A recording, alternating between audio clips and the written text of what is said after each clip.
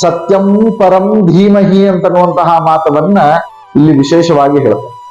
ಸತ್ಯಂ ಪರಂ ಧೀಮಹಿ ಅಂತಂದ್ರೆ ಏನು ಅಂತಂದ್ರ ಜೀವನದ ಸತ್ಯವನ್ನ ತಿಳಿದುಕೊಳ್ಳಬೇಕು ಪ್ರತಿಯೊಬ್ಬ ಮನುಷ್ಯ. ಆ ಮನುಷ್ಯನ ಸತ್ಯತೆಯನ್ನ ತಿಳ್ಕೊಳ್ಬೇಕು ಅಂತಂತಂದ್ರೆ ಶ್ರೀಮದ್ ಭಾಗವತದ ಶ್ರವಣವನ್ನ ಮಾಡಬೇಕು ಅಂತ. ಅದಕ್ಕೆ ಹರಿಕಥಾಮೃತ ಸಾರದೊಳಗ ಬಹಳ ಸುಂದರವಾಗಿ ಹೇಳ್ತಾರೆ, ಶ್ರವಣ ಮನಕಾನಂದವೀವುದು ಭವಜನಿತ ದುಃಖಗಳ ಕಳೆಬುದು ತ್ರಿವಿಧ ಭೋಗಗಳಿಹ ಪರಂಗಳಲಿತ್ತು ಸಲಹುವುದು. ಜಗನ್ನಾಥದಾಸರು ಹೇಳ್ತಾರೆ ಏನು ಅಂತಂದ್ರೆ, ಶ್ರವಣ ಮನಕಾನಂದವೀವುದು, ಶ್ರವಣ ಅಂತನ್ನುವುದು ಮನಸ್ಸಿಗೆ ಆನಂದವನ್ನು ಕೊಡ್ತದೆ.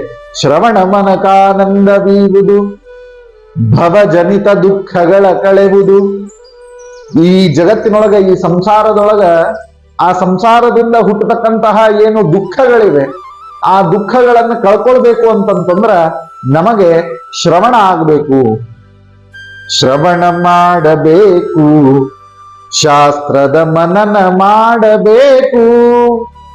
ಶ್ರವಣ ಮನನ ನಿಧಿ ಧ್ಯಾನದಿಂದ ಪ್ರಸನ್ನ ಹೃದಯದಿ ಬಲೆದು ಕೊಡುವ ಮುಕುತಿಗಧಿಕಾರಿಯಾಗಬೇಕು. ಅದಕ್ಕಾಗಿ ದುಡಿಯಬೇಕು.